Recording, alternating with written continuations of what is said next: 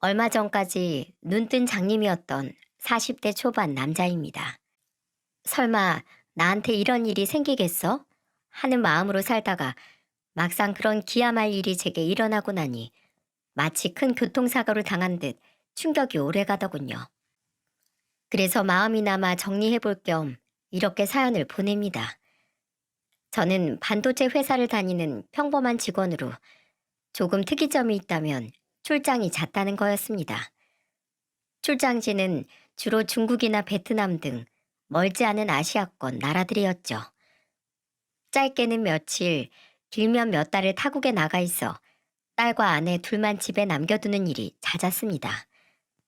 아내에겐 제 일이 오히려 독이 되었던 것 같더군요. 거의 모든 시간 혼자서 독박 육아를 하다 보니 아이를 낳은 후 얼마 되지 않아 우울증이 찾아온 것이죠. 아내분께선 외향적이고 여자인 자신으로서의 정체성이 강하신 분입니다. 출산 후 집에서 육아만 하는 자신의 삶이 망가져가고 있다고 여기고 있어요. 아내분 같은 여성은 집에만 있으면 우울증이 더 악화될 가능성이 큽니다. 남편분께서 아내분을 많이 도와주셔야 합니다. 2살 배기 소연이를 옆에 방치해둔 채 하루 종일 멍하니 창밖만 바라보는 아내를 보다 못한 제가 정신건강의학과 병원에 데려갔을 때 의사가 저를 따로 불러 넌지시한 말이었습니다. 저는 그날 집으로 돌아와 아내와 많은 대화를 나누었죠. 아내는 소연이를 낳기 전처럼 밖으로 일을 다니고 싶다고 이야기했습니다. 저는 고민 끝에 아내와 맞벌이를 하기로 결정을 했어요. 그리고 아직 어린 소연이를 차로 20분 거리에서 혼자 사시던 저희 어머니에게 부탁드리기로 했고요. 어머니는 10여 년 전 아버지가 암으로 돌아가신 이후 쭉 혼자 지내고 계셨거든요. 그렇게 저희 어머니는 평일에는 저희 집에서 생활하시게 되었고 주말에는 다시 본래 집으로 돌아가시는 생활을 반복하게 되었습니다. 처음엔 어머니에게 월에 200만 원씩 보내드렸어요. 하지만 어머니는 도로 절반인 100만 원씩을 매번 돌려보내시더군요. 어머니, 왜 자꾸 돈을 절반이나 다시 돌려보내세요? 가뜩이나 더 못 드려서 죄송한 마당인데 제발 그러지 마세요. 예, 내가 돈이 없어서 소연이를 봐주는 줄 아니? 친정이 먼 우리 며느리 성에 나라도 친엄마처럼 돕고 싶어서 그런다. 그래도 오며 가며 차비랑 내가 알아서 소연이 간식거리 정도는 사야 하니 절반은 받는 거야.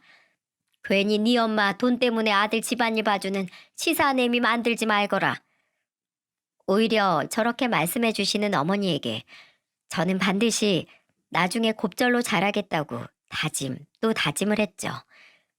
한편 소연이를 낳기 전 일하던 백화점 명품 매장에 다시 취업한 아내는 점차 본래의 생기를 되찾아갔습니다.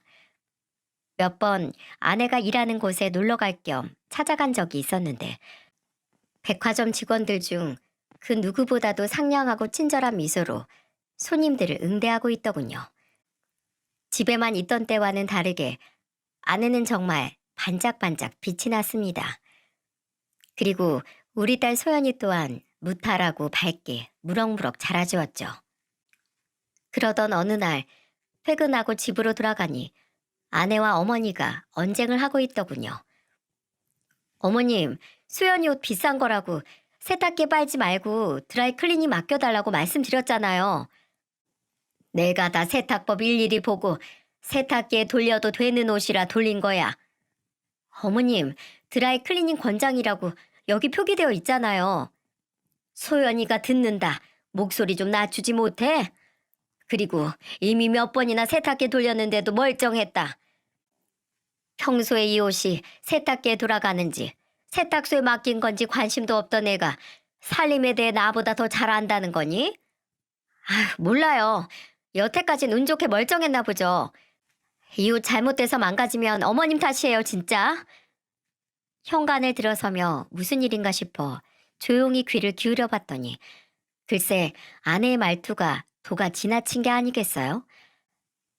아무리 저희 어머니가 친정엄마처럼 아내를 편하게 대해줬다고 한들 어머니에게 저게 무슨 막대먹은 말인가요?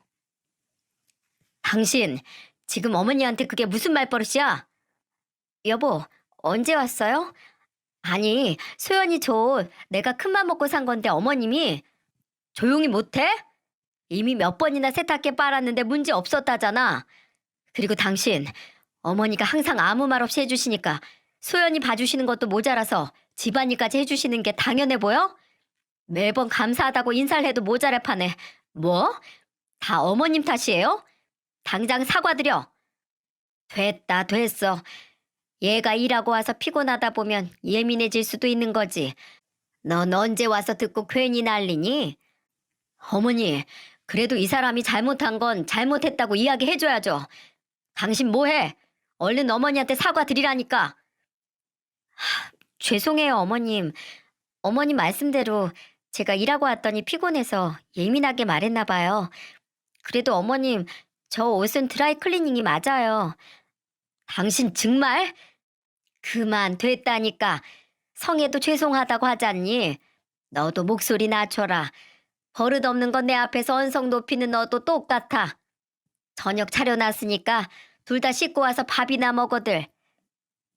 분명 아내의 잘못이 분명한데 어머니는 그런 아내를 감싸주셨습니다. 하지만 이런 일은 그날뿐만이 아니었어요. 그날을 시작으로 이런 일이 몇 번이나 반복되기 시작했죠. 그럴 때마다 저는 아내에게 화를 냈고 어머니는 아내를 오히려 두둔해 주었습니다. 아내를 감싸주던 건 어머니뿐만이 아니었습니다. 아빠, 엄마는 직장에서 하루 종일 웃고 있느라 집에 오면 일할 때 못 낸 짜증을 더 부리는 거야. 나는 이해하는데 그래도 할머니한테는 그러지 말라고 내가 엄마한테 나중에 잘 얘기할게. 알았지? 그러니까 엄마한테 너무 뭐라고 하지 마. 이게 9살 딸아이 수연이의 입에서 나온 말입니다. 믿겨지시나요? 어머니와 딸이 아내를 감싸니 오히려 화를 내는 제가 더 무안해지더군요. 어머니와 소연이 저 셋 중 제가 제일 미성숙한 인간이 된 느낌이었어요. 그래서 저도 언젠가부터 그냥 아내를 이해하기로 했습니다. 가끔 철없는 막내딸처럼 어머니에게 투정을 부릴 뿐이지 나쁜 사람은 아니었으니까요. 그렇게 시간이 흐르고 소연이는 10살이 되었습니다. 그때 저는 한 달간 베트남으로 출장을 간 전후였습니다. 출장을 마치고 집에 돌아온 다음 날이 마침 소연이의 10번째 생일이었죠. 소연이의 생일날 아내는 매니저로 진급이 될지도 모른다는 소식을 신이 나서 제게 전하곤 출근을 했습니다. 저는 피로를 풀 겸 회사에 하루 연차를 냈었죠. 오랜만에 늦잠을 잔 저는 오후에 늦지막이 일어나 하교하는 소연이를 데리러 갔습니다. 전날엔 너무 늦은 밤에 귀국을 한 터라 잠든 소연이 얼굴밖에 보지 못했거든요. 그런데 한 달 만에 저와 마주한 소연이는 뭔가 달라 보였어요. 아빠, 오셨어요? 평소였다면 하굣길에 발견한 저를 보고는 아빠 하며 달려와 신나게 안겼을 텐데 그날은 왜인지 쭈뼛대며 제게 존댓말을 하더군요. 그래, 아빠 오셨다. 우리 예쁜 소연이 오늘도 학교에서 공부 열심히 했어? 한 달 동안 아빠 안 보고 싶었고? 물론 그때 한 달 만에 본 내가 어색한 건가 벌써 사춘기인가 싶어 대수롭지 않게 넘겼죠. 그리고 그날 저녁이었어요. 어머니는 아내의 퇴근 시간에 맞춰 소연이의 생일상을 차렸고 우린 식탁에 앉아 아내를 기다리고 있었습니다. 그런데 아내는 평소보다 퇴근 시간이 1시간이 지났는데도 집에 오질 않았어요. 저는 어디쯤인가 싶어 아내에게 전화를 걸었죠. 여보세요? 소연 엄마 오고 있어? 어디쯤이야? 아, 여보, 정말 미안한데 나 매장에 일이 생겨서 좀 많이 늦을 것 같아. 그래? 많이 늦는 거야? 애 생일인데 못 빼는 일이야? 대신할 다른 사람은 없고? 어, 나 좀 있으면 매니저로 진급할 수도 있을 것 같다고 했잖아. 이럴 때일수록 더 나서서 열심히 해야지. 그래도 오늘 오랜만에 다 같이 모여서 식사하는 건데, 게다가 우리 소연이 생일이고. 미안해, 여보. 수연이한테도 미안하다고 전해줘. 나 기다리지 말고. 알았지? 어머님께도 죄송하다고 꼭 전해줘요. 아내가 전화를 끊은 후 소연이의 표정은 시무룩해졌어요. 저는 애써 웃으며 소연이를 다독여줬죠. 어머니 또한 저를 거들어 주셨고요. 엄마가 워낙에 능력이 좋아서 회사에서 엄마만 찾나 보다. 그치? 우리 먼저 생일 축하 노래 부르고 밥 먹자, 소연아. 그래, 우리 애기 배고프겠다. 할머니가 소연이 좋아하는 갈비찜 했어. 맛있겠지? 얼른 촛불 끄고 식기 전에 먹자. 평소에 소연이었다면 오히려 자기가 더 나서서 역시 우리 엄마는 능력자라며 더 뿌듯해하고 제 엄마를 두둔했을 텐데 그날은 별말이 없더군요. 아니, 오히려 평소와는 다르게 고집을 부렸죠. 엄마 기다릴래요. 엄마 오면 같이 촛불 끌 거예요. 밥도 먹지 않고 무조건 엄마를 기다리겠다는 소연이는 도통 말려지지가 않더군요. 평소 그러지 않던 애가 한 번 고집을 부리니 저도 어머니도 어쩔 줄 몰라 했습니다. 결국 우리 세 사람은 차린 음식 위로 식탁보를 덮어두고 아내가 퇴근하기를 기다리기로 했죠. 하지만 시간이 흘러 음식이 차게 식고 시간이 11시 반이 될 때까지 아내는 오지 않았습니다. 소연애미 아직도 안 왔니? 방에서 잠시 눈을 붙이겠다며 들어가셨던 어머니도 어느새 잠에서 깨어 나오셨죠. 네, 많이 바쁜가 보네요. 전화 한번 해보지 그러냐. 소연이가 저렇게 기다리는데 이미 해봤는데 안 받더라고요. 전화를 한 통 더 해볼까 싶었지만 오죽했으면 소연이 생일인데도 이 시간까지 못 들어올까 싶어 방해가 될까봐 저는 휴대폰을 들었다 도로 내려놓았죠. 그때 소연이가 대뜸 울음을 터뜨렸습니다. 아니 소연아, 엄마가 생일을 안 챙겨준 게 그렇게 서러웠어?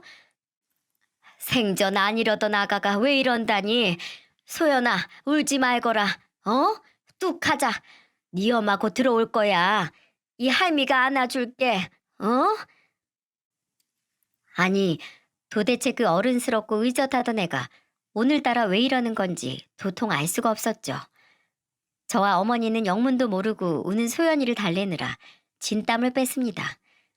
그렇게 10여 분이 지나고서야 그제야 진정이 되는지 소연이의 울음소리가 잦아들더군요. 아빠, 할머니, 내가 비밀 하나 알려드릴까요? 이거 듣고 저 미워하시면 안 돼요. 알았죠? 비밀? 무슨 비밀 말이냐? 소연이 네가 이 할머니한테 비밀도 있었어? 어머니와 저는 어리둥절한 시선을 주고받았죠. 그러거나 말거나 소연이는 저와 어머니에게 재차 다짐을 받았습니다. 저 미워하지 않겠다고 약속해요. 얼른요. 그래, 알겠어. 아빠랑 할머니가 널 왜 미워해, 소연아. 네가 어떤 말을 하더라도 그런 일은 세상에 없어. 아빠랑 할머니가 널 얼마나 사랑하는데. 그래, 아가. 그런 소리 하면 못 써. 약속할 테니 그 비밀이라는 게 뭔지 얼른 말해보렴. 이 할미 궁금해 죽겠다. 우리 두 사람의 확답을 받자 소연이는 망설이다가 자신의 핸드폰을 만지작거리더군요. 그리고 찡하며 이내 제 핸드폰에 진동이 울렸습니다. 제가 보낸 거예요, 문자. 소연이는 자신이 보낸 문자라며 제게 확인해 보라고 말했죠. 제가 문자 메시지 창을 열자 어머니도 고개를 빼꼼 내밀고는 제 휴대폰 화면을 함께 들여다보시더군요. 그런데 소연이가 보낸 문자는 뭐라 말로 형언할 수 없는 충격적인 내용을 담고 있었어요. 헉 하고 얼마나 숨이 턱 막혔던지 저는 순간 제 숨이 너무 놀란 나머지 멎어버리고 만 줄 알았어요. 어머니 또한 아니 이게 다 뭐냐? 하고 말조차 제대로 내뱉지 못하고 더듬으며 기함을 했습니다. 정말이지 지금도 그때를 떠올리면 다시금 심장이 쿵 하고 내려앉는 것 같아요. 그만큼 그 문자는 그때까지 제 인생을 송두리째 바꿔놓을 만큼의 파장력을 가지고 있었습니다. 그게 뭐였냐면 말이죠. 그건 한 메신저 대화방의 캡처 사진이었어요. 대화 상대 이름은 김정훈이라고 되어 있더군요. 자기, 조심히 들어가요. 성혜 씨도요. 어제 당신이 밥 먹는 모습이 너무 예뻐서 나도 모르게 사진을 찍어버렸지 뭐예요. 이거 봐요. 예쁘죠? 으, 진짜 팔불출. 이런 거 찍었다가 자기 와이프가 보면 어쩌려고 그래요. 내 눈에 얼른 담고 지우면 되죠. 잘 자요. 이 역겨운 대화 내용에 써 있는 이름 들으셨나요? 성혜 씨, 한성혜. 바로 제 아내의 메신저 대화창이었습니다. 혹여 아니라고 부정하고 싶었지만 그 남자가 보낸 사진, 그건 바로 누가 봐도 낯선 베개를 베고 잠든 내 아내, 성혜의 얼굴이었어요. 소연이, 너 이거 어디서 났어? 며칠 전에 엄마가 씻을 때 엄마 핸드폰 가지고 놀다가 그때 봤어요. 그래서 얼른 캡처해서 제 핸드폰으로 보내놨어요. 이거 가지고 있다가 엄마한테 나중에 물어보려고 했는데 못 물어봤어요. 뭐라고? 그리고 아빠, 엄마 무서워요. 내 앞에 있는 사람이 내 아빠인데 그 아저씨 뭐예요? 그 아저씨가 제 진짜 아빠인 거예요? 아님 지금 내 앞에 있는 사람이 아빠인 거예요? 저 너무 헷갈려요. 전 충격을 받았습니다. 이제 10살밖에 안 되는 애에게 정신적으로 혼동을 줬다는 것과 도대체 우리 아빠가 누구냐는 소리를 듣고 전 숨이 탁탁 막힐 뻔했습니다. 수연이는 겨우 그친 울음보를 금방이라도 다시 터뜨릴 듯 다시 울먹였습니다. 도대체가 이게 무슨 상황인지 이해가 가질 않았어요. 아침까지만 해도 사랑한다고 오랜만에 만나서 너무 좋다고 출근했던 제 아내이거든요. 무려 10년 넘게 살을 맞대고 산 누구보다 믿었고 그리고 누구보다 서로 사랑한다고 믿었던 제 아내였는데 말이죠. 어머니도 꽤나 큰 충격을 받으셨습니다. 이게 다 무슨 일이냐? 아이고, 아이고, 부처님, 아버지. 어머니 또한 이 상황을 받아들이기 힘드신 듯 중얼중얼 하시더니 아예 바닥에 주저앉아 버리셨어요. 그럴 만도 했죠. 어머니는 아내를 정말 친딸처럼 대하고 아끼셨으니까요. 소연이는 그런 저와 어머니를 보며 더욱 겁에 질린 듯 속사포처럼 질문을 내뱉기 시작했어요. 아빠, 할머니, 당신은 부부끼리 하는 말이라고 그랬잖아요. 그래서 엄마랑 아빠랑 여보, 당신 하는 거라고. 근데 엄마랑 이 아저씨는 왜 당신 해요?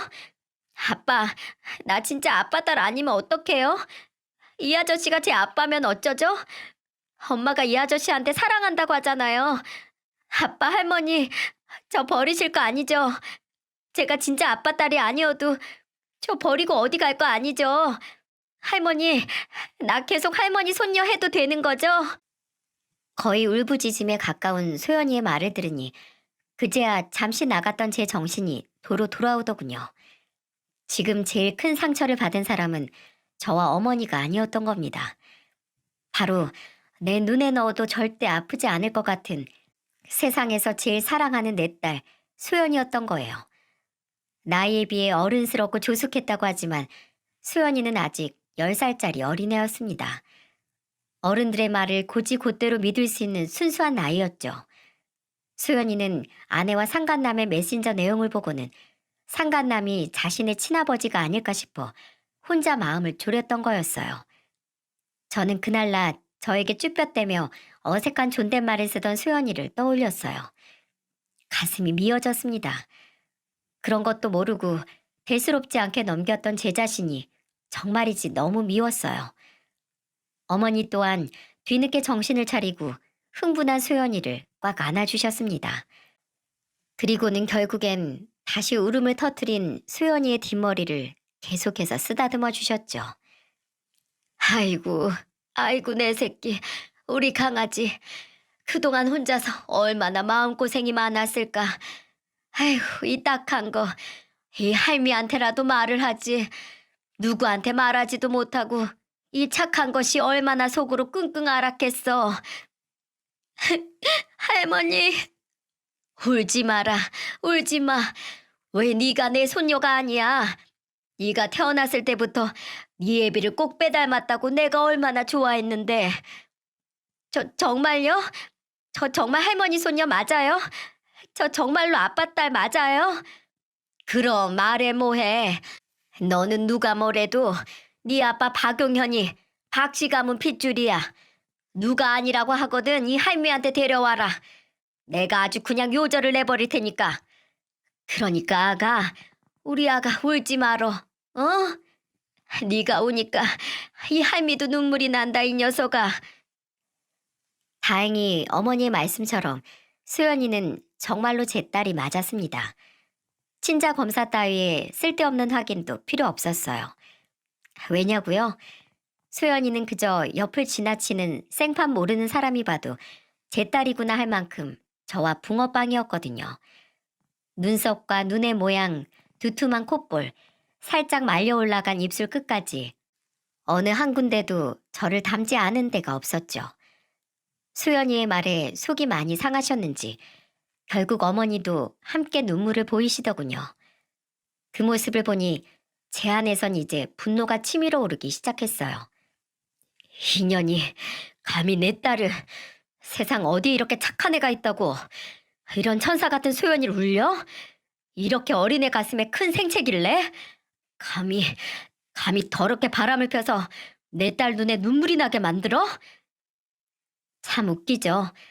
그동안 신경조차 쓰지 않았던 아내 행적들이 아내의 바람을 알게 되자 그제야 의심이 되더군요.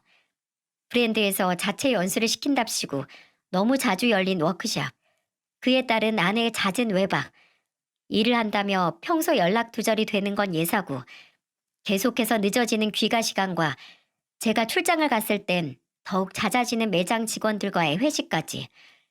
최근 들어서는 원래도 그랬지만 평소보다 더 화려하게 꾸미고 사들이는 옷까지도 다양해졌었죠.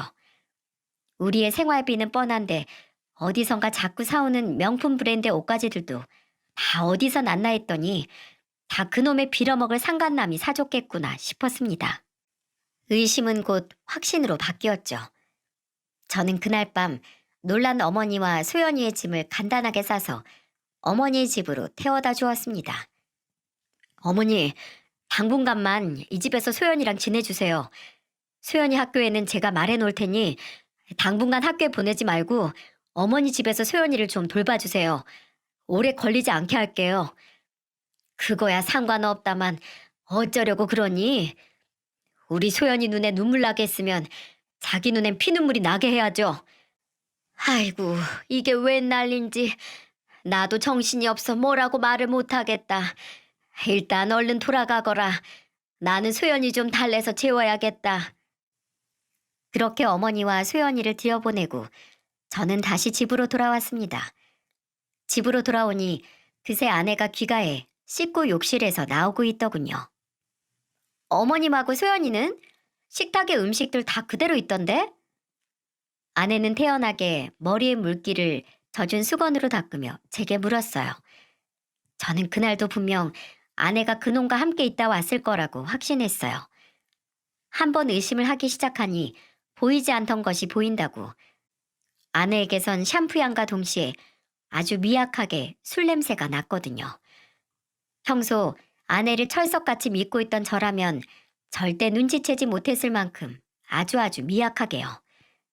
저는 딸의 생일마저 참지 못하고 짐승처럼 제 감정만 앞세워 그놈과 사랑 노름을 하다 들어온 아내가 역겨웠습니다.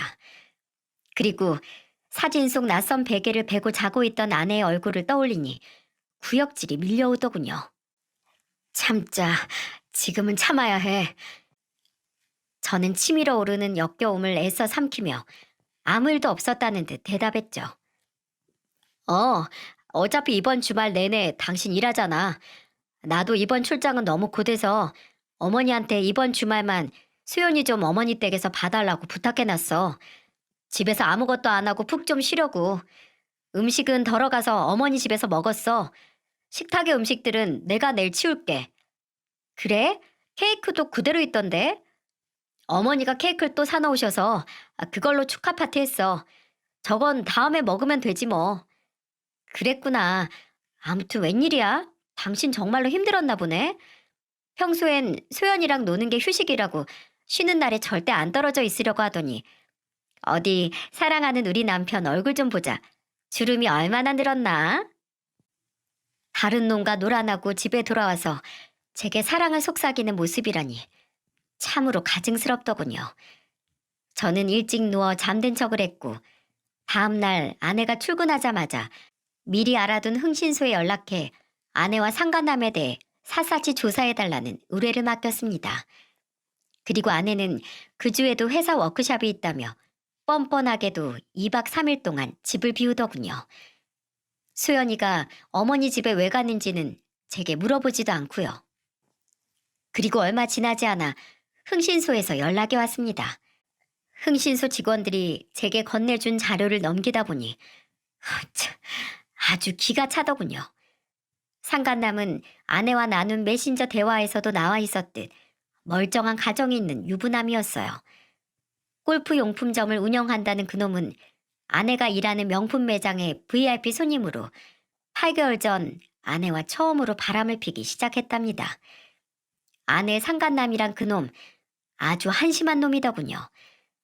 제 손으로 이룬 건 하나도 없고 조금 반반한 얼굴로 꼬신 와이프의 돈을 가지고 가게도 차리고 실컷 불륜도 저지르며 되는 대로 사는 그런 천하의 망난이었어요. 처가의 돈을 펑펑 쓰며 자기 와이프에겐 영업을 하러 골프 라운딩을 다녀야 한다고 둘러댄 채 그동안 제 아내와 이곳저곳 놀러 다녔던 겁니다. 만날 거면 제대로 된 놈이나 만날 것이지 싶은 마음이 들었다가 그건 아주 잠시뿐이었어요. 바람을 피우는 놈이나 그런 놈의 사탕 발림에 넘어간 제 아내나 똑같은 연놈들이란 생각이 들었거든요. 저는 흥신소 직원이 알아낸 그놈의 와이프에게 그날 바로 전화를 걸었어요. 여보세요? 안녕하세요. 안효진 씨 되시죠? 그런데요, 누구세요? 단도직입적으로 말씀드리겠습니다. 저 당신 남편 김정은 씨와 바람 피우고 있는 한성애 씨 남편 되는 사람입니다. 뭐라고요? 누가 바람을 펴요? 댁 남편분과 제 아내가 8개월 동안 바람을 피우고 있었습니다. 안효진 씨 댁에서 차려주신 그 골프 용품점에서 번 돈, 그리고 안효진 씨가 만들어준 신용카드로 제 아내에게 명품 옷이니 가방이니 펑펑 사다 바쳤더군요. 김정은 씨, 요즘 들어 영업한답시고 라운딩 자주 나가지 않던가요? 제 아내는 그렇게 회사 워크숍, 회사 모임에서 가는 여행이 많아지더군요. 안효진 씨, 남편분에게 농락당하고 계신 거예요. 저처럼요. 지금 당신이 무슨 말 하고 있는지는 알아요? 지금 하는 말 전부 다 책임질 수 있어요? 증거들은 다 가지고 얘기하고 있는 거예요? 증거라면 얼마든지 가지고 있어요. 원하시면 만나서 전부 보여드릴 수 있습니다. 일단 만나서 얘기하시죠. 크게 놀란 그놈의 와이프는 곧장 제게 만나자고 이야기했어요.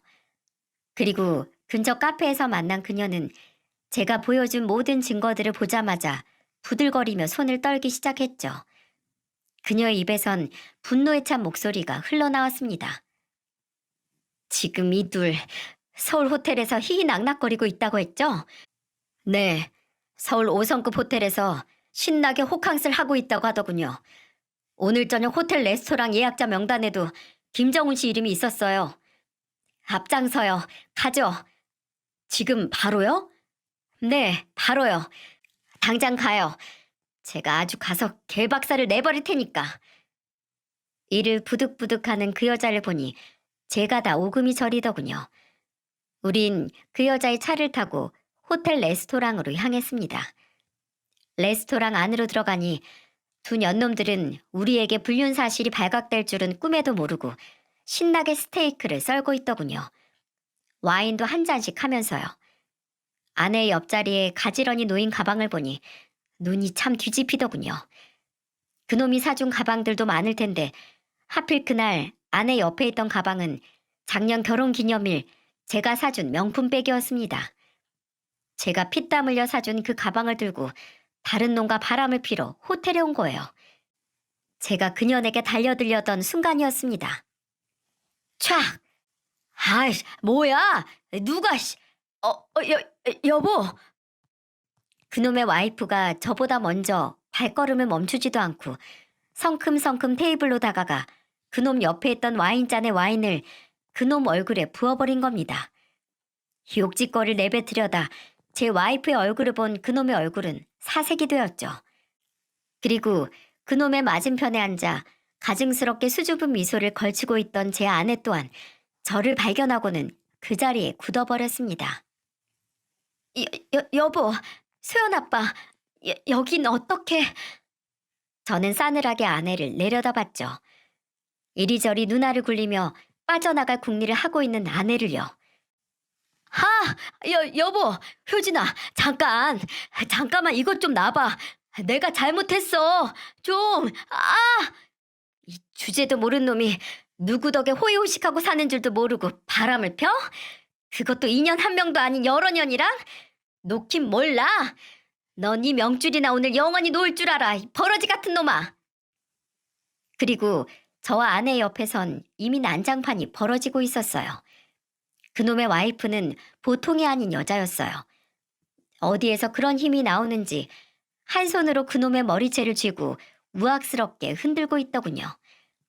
그놈은 이러지도 못하고 저러지도 못하고 나아봐만 되풀이하며 악을 써대고 있었죠. 레스토랑 안 사람들의 이목이 우리에게로 집중되기 시작했고 아내는 창피한지 가방으로 자신의 얼굴을 가리더군요. 그리고는 제게 여보, 나가서 얘기하자 라며 속삭였습니다. 저는 저를 붙잡은 아내의 손을 탁 쳐냈죠. 그리고 아내의 얼굴을 가린 가방을 빼앗아 지퍼를 열고 소지품을 바닥으로 모조리 쏟아내버렸어요. 여보, 뭐 하는 거야? 이거 내가 사준 가방이잖아. 그것도 결혼 기념일 선물로. 내가 준 가방을 들고 그것도 호텔로 바람을 피우러 와? 당신 가지고 있는 거, 걸치고 있는 거, 그리고 내 집에 있는 모든 것들 하나도 빠짐없이 나한테 주고 몸만 나가야 할 거야. 내가 그렇게 만들 거거든. 마음 같아선 당신 몸도 성치 않게 내보내고 싶은데 그래도 내가 당신, 소연이 엄마라서 그거 하나 때문에 참는 거야. 저는 그 말을 마치고 한참 난리가 난 상간남과 그놈의 와이프, 그리고 아내를 뒤로하고 레스토랑을 빠져나오려고 했습니다. 그때 아내가 다급하게 제 팔을 붙잡았어요. 그리고 제게 애원을 하기 시작했죠. 여보, 내가 잘못했어. 미안해. 나 한 번만 봐줘. 내가 이렇게 싹싹 빌게. 저 사람이랑 만난 지 얼마 안 됐어. 정말이야. 그냥 밥만 몇 번 먹었어. 우리 매장 VIP 손님이라 집에 가서 이야기하자. 우리 소연이를 봐서라도 내 얘기 한 번만 들어줘. 아내 입에서 소연이의 이름이 흘러나온 그 순간 정말 참을 수가 없더군요. 저는 손을 올려 아내, 그년의 따귀를 날려버렸습니다. 얼마나 소리가 컸던지 짝 소리가 레스토랑 전체를 울리더군요. 제게 처음으로 맞은 아내는 두 손으로 뺨을 부여잡고 충격받은 눈으로 저를 바라봤습니다. 야, 한성애, 넌 내가 요절을 내고 싶은 거 간신히 참고 있는 거야. 알아? 너희들이 8개월 동안 붙어먹은 거 나 다 알고 왔어. 네가 어디서 감히 우리 소연이를 입에 올려. 소연이는 진지가 알고 있었어. 미년이 바람 피우는 거. 소연이가 울면서 나랑 어머니한테 자기가 내 딸이 맞냐고 묻더라. 제발 자기 버리지 말아달래 울면서. 그게 어린애 입에서 나올 말이야? 남자의 눈이 뒤집힌 니년 때문에 우리 소연이가 평생 지워지지 않을 상처를 받았다고. 알아? 소연이 이름 또 그 더러운 입에 올려봐. 그땐 그 입을 찢어버릴 테니까. 저는 그 말을 끝으로 아직까지 신나게 상간남의 머리채를 휘어잡고 있는 그놈의 와이프에게 눈짓으로 인사를 한 채 레스토랑을 나왔습니다. 제게 마찬가지로 눈인사를 한 그놈 와이프의 목소리가 제 뒤통수에 쩌렁쩌렁하게 울리더군요. 저는 그 상간남은 제 손으로 직접 처리를 하지 않아도 이미 인생 망했겠구나 싶어 마음이 조금 가벼워졌습니다. 그렇게 그 여자와 우린 짧은 시간 안에 인간 같지도 않은 그것들을 응징했습니다. 그날 아내는 울며 불며 집 문을 두드려댔지만 이미 비밀번호까지 바꿔버린 전 그러거나 말거나 음악을 크게 틀고 못 들은 척 문을 열어주지 않았어요. 아마 조용해진 걸 보니 추위를 못 이기고 어딘가로 갔겠죠. 그리고 다음날 저는 아내의 일터로 찾아갔습니다. 여보, 나 용서해주러 온 거야? 아내는 무슨 희망 회로를 돌린 건지 말도 안 되는 소리를 제게 짓거렸어요. 그러거나 말거나 저는 큰 소리로 아내의 상사인 매장 책임자를 찾았습니다. 어? 성혜 씨 남편분 아니세요? 여긴 어쩐 일이세요? 저는 왜 그렇게 찾으시는지. 오랜만입니다. 매니저님, 말씀드릴 게 있어서요. 이 사람 이번에 매니저님 후임으로 매니저로 올라갈 것 같다고 하던데 정말인가요? 네?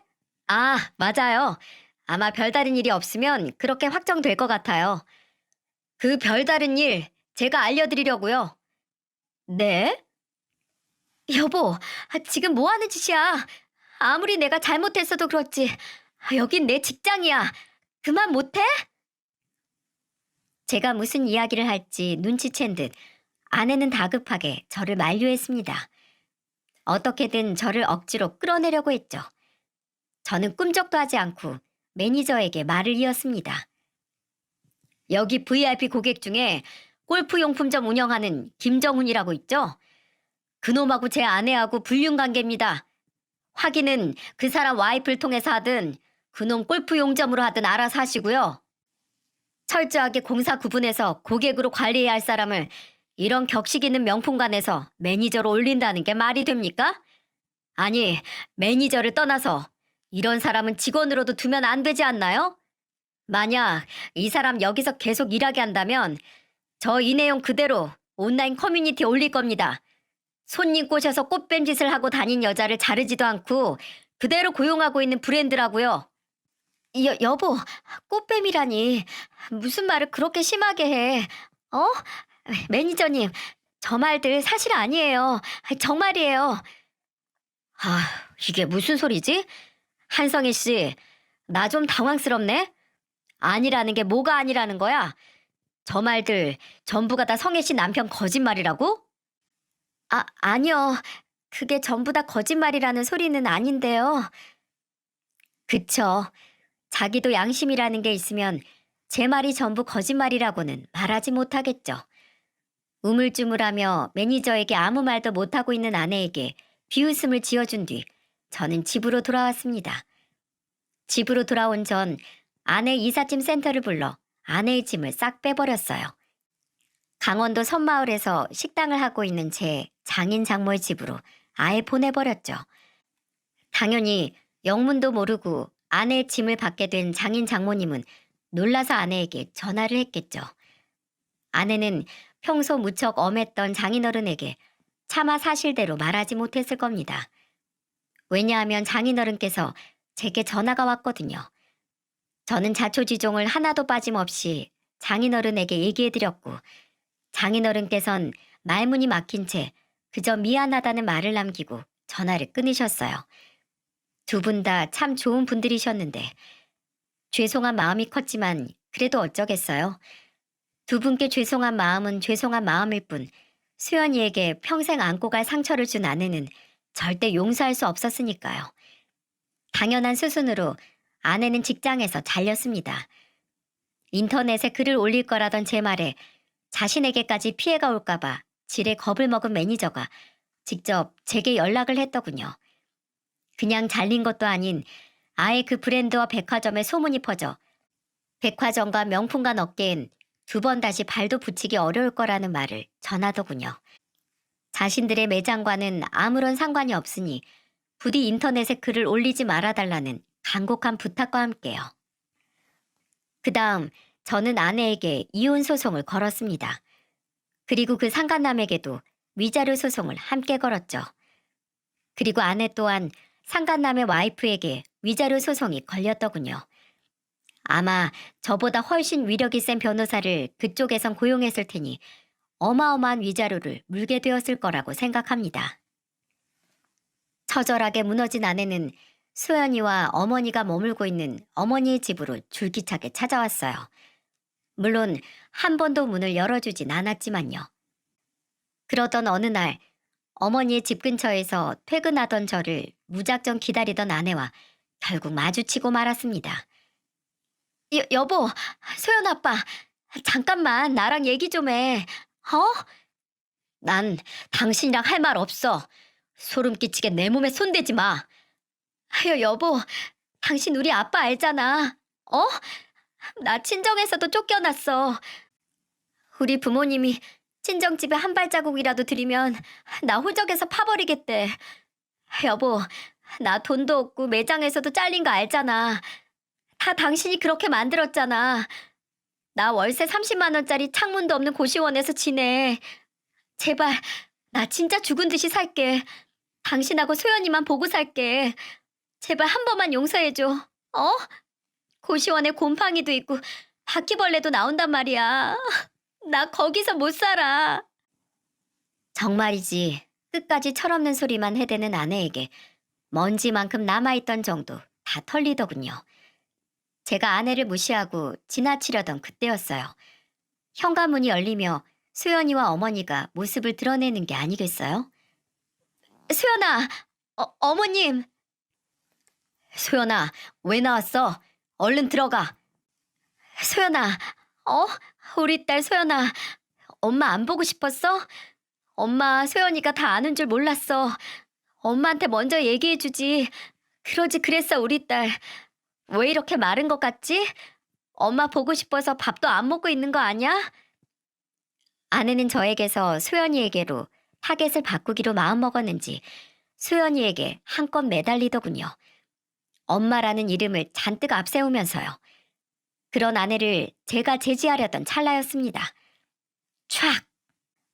언제 들고 나왔는지 어머니가 양동이에 찬물을 받아가지고 나와 아내의 얼굴에 끼얹어 버렸어요. 아내뿐 아니라 저 또한 순간 벙쪘죠. 어머니는 항상 아내의 편에 서서 아내에게 져주시던 분이셨으니까요. 어머니는 화를 애써 내리누르는 목소리로 엄하게 말씀하셨어요. 예, 너 어디서 지금 우리 소연이한테 엄마 행세야? 네가 소연이 엄마로서 도대체 뭘 했는데? 애를 예뻐하기만 했지. 네가 소연이 밥을 제대로 챙겨주길 했어. 옷을 빨아서 입혔어. 주말에도 네가 힘들다는 핑계로 애한테 인스턴트 음식이나 배달 음식만 먹인 거 내가 모를 줄 알았어?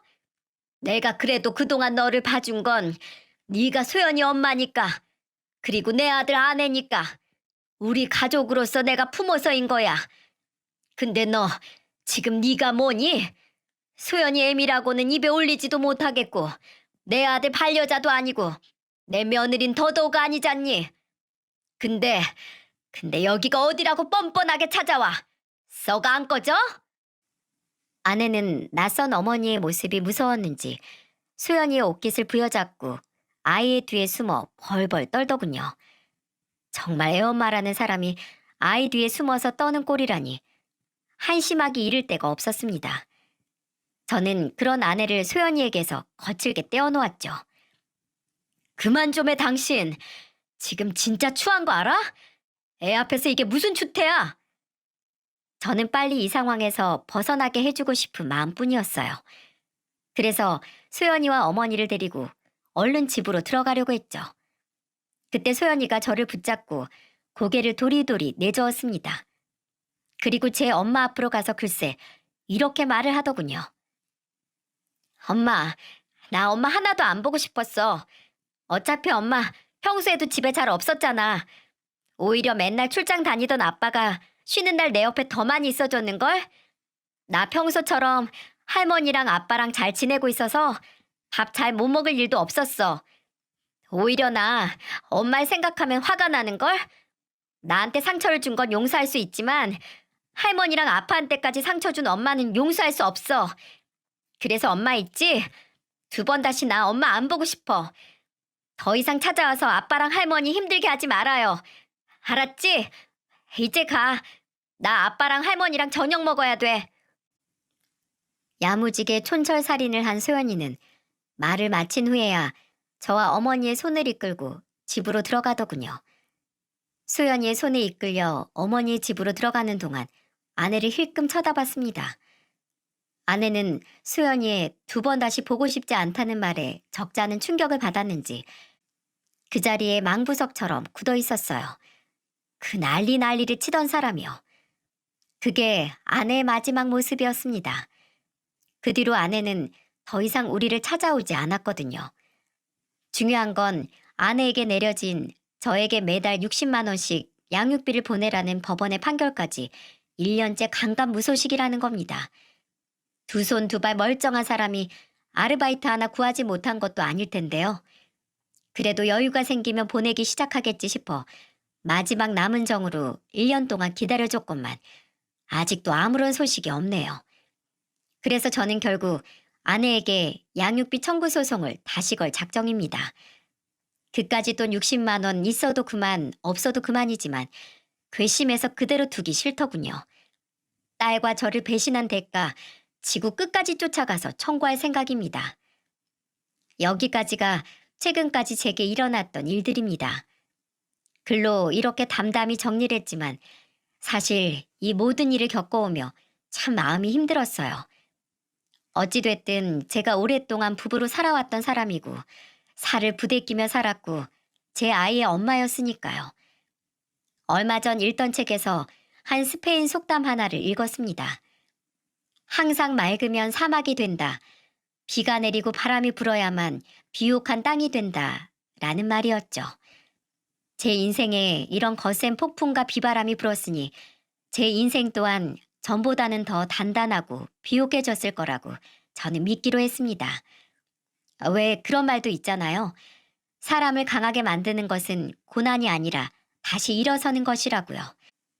저는 어떠한 풍파와 고난이 닥친다 하더라도 우리 딸 소연이를 지켜줄 겁니다. 왜냐고요? 아빠니까요.